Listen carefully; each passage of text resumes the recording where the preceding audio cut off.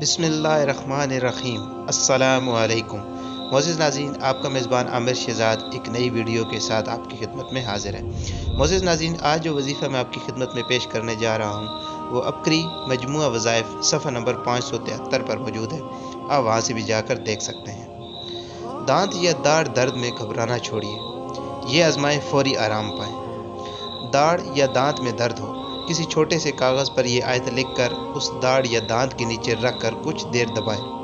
अल्लाह के फजल से आराम आ जाएगा। दिन में 3 बार भी ये अमल कर सकते हैं। कई लोगों ने ये आजमाया, ना दांत निकलवाने की ज़रूरत महसूस हुई और ना दर्द ख़त्म करने की दवा खानी पड़ी। मोअज़्ज़िज़ नाज़रीन, वो आयत ये है, सूरह अनाम की आयत नंबर 67। इसको आप किसी कागज़ पर लिख लें। जिस तरह यहाँ पर लिखी है इस तरह लिख लें तो बहुत ज़्यादा बेहतर है, क्योंकि ज़बर ज़ेर में अक्सर गलती हो जाती है।